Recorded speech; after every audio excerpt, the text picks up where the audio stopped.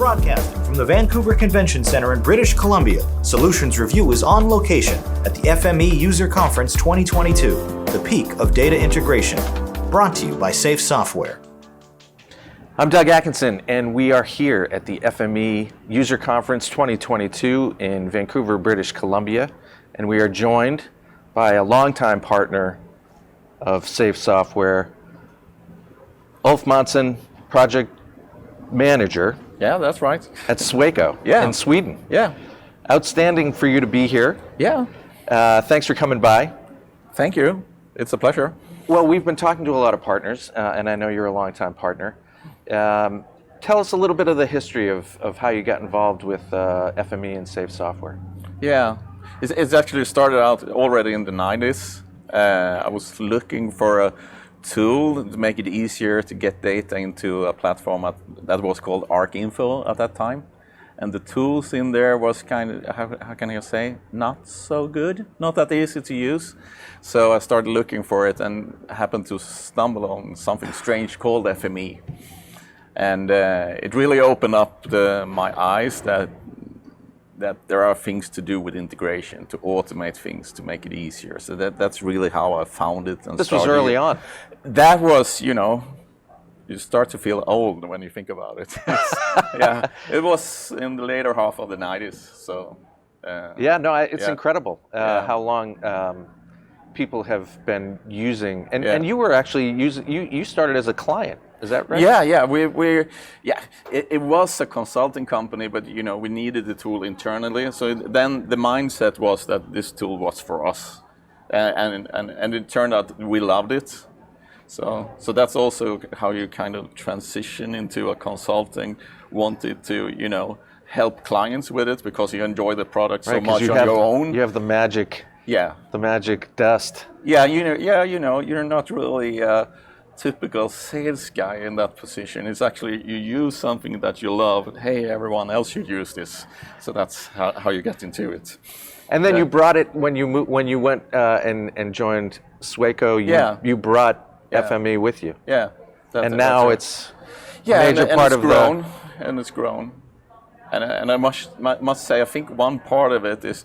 Also, I think we spoke of that before. We have a lot of engineers, architects in Sweco, a lot of GIS, CAD, BIM going on. So how big is Sweco? We are I think we are like 18,000, something like that, engineers and architects in Northern Europe. Amazing. So, business is good. Yeah, it's going good. It's a good area to be in. Focus a lot about sustainable engineering. We've been doing that quite a lot of time. Well, and you're presenting a very interesting case here. Yeah. Around, quite frankly, one of the more important initiatives happening in Europe. Yeah, there is this within the EU. You have the European Green Deal, which is, in reality there are a lot of things there, but one of the main goals is to reduce greenhouse gas emissions. And how do you follow up on this? Then you have this European Environment Agency that is responsible for that, and that is a FME client of us. So we've done a project together, and with a lot of help with Safe Software, where we created system support for the European Environment Agency that will help facilitate reporting of environmental data. So it makes it possible to follow up our greenhouse gases, for instance, greenhouse gases, it can be other things as well, follow up that those are being reduced at the rate. Well, so this is one of the most important elements of these initiatives is the reporting and the data. Yeah. Because ultimately, I think a lot of people don't feel. There are a lot of people who don't feel that or they can't comprehend how it can be measured. No. Do you know what I understand? You know what I'm saying? And so they have this kind of resistance to the idea and being able to actually prove out with data and an ability to incorporate data. Yeah, really, there's no point of having a goal if you can't measure if you reached it. Right. That is the key. And it has to be validated. Yeah. I mean, there has to be a certain amount of authority and certainty behind it. Yeah. In order for people to push further. That. Yeah, that's very true.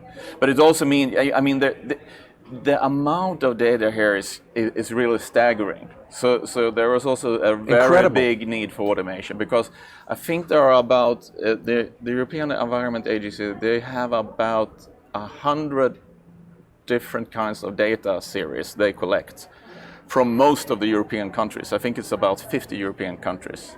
So you have 50 times 100, and it's all kind of data. It can be geographic data, it can be documents, and so on. So the amount of information here is really staggering.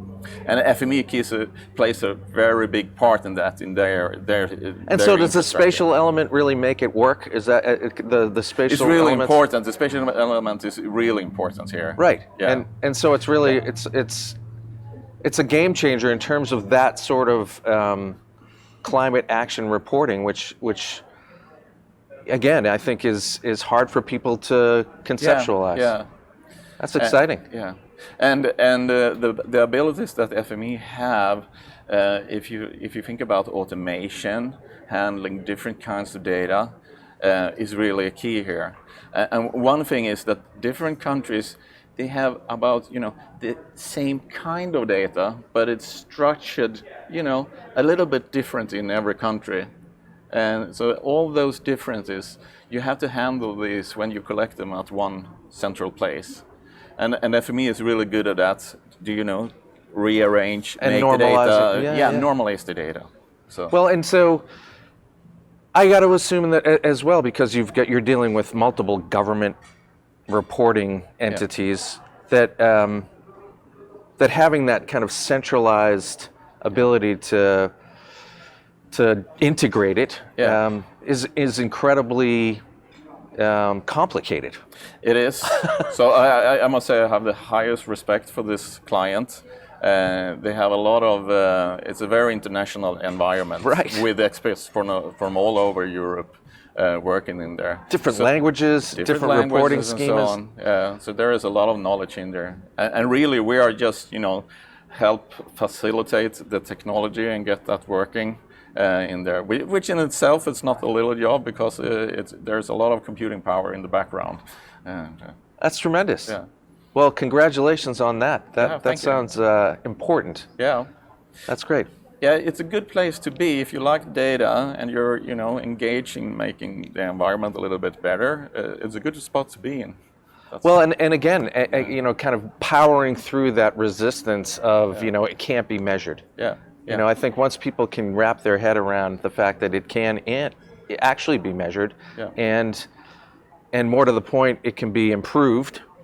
I think people that will be a cultural changer as much as anything. Absolutely.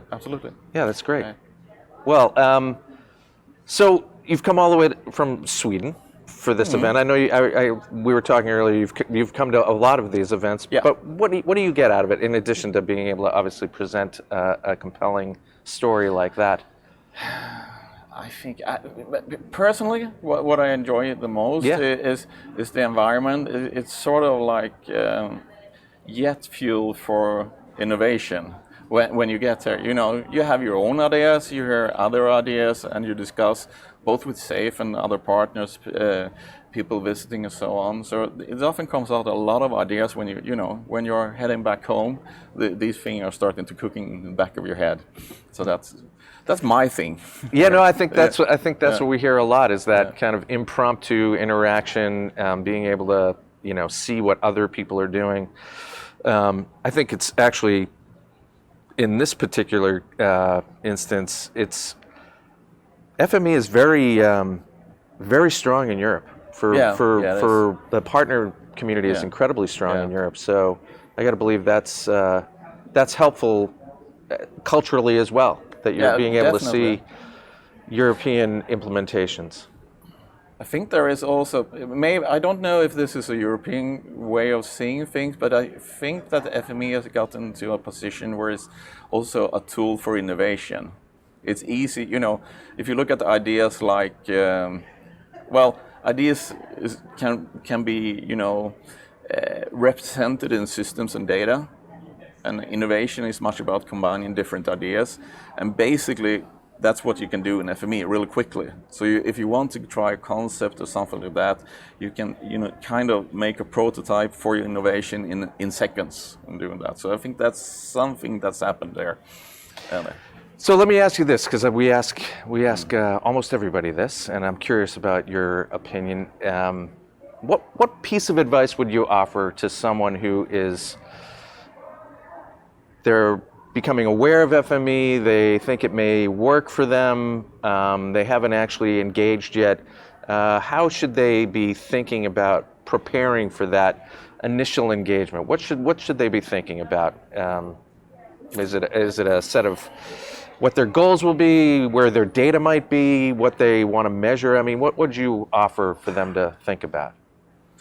I would try to start to look around a bit in the community for people maybe or organization maybe a bit in the same situation, if you can find that. And I would also, don't be afraid to reach out to the community to get some input where to start. I find it kind of a bit hard to give advice because it's such a broad use of FME now. So at least one advice, you don't really have to create a lot of scripts, coding and stuff like that, because if you start doing that when you experiment with it, you're probably going down the wrong way. I don't know. Is that advice? I think that's good advice. Yeah. Well, thanks very much for swinging by this morning. We appreciate the time. A great story that you're telling, and best of luck at the rest of the show, and best of luck for the rest of the year. Thank you very much. It was a pleasure. Thank you.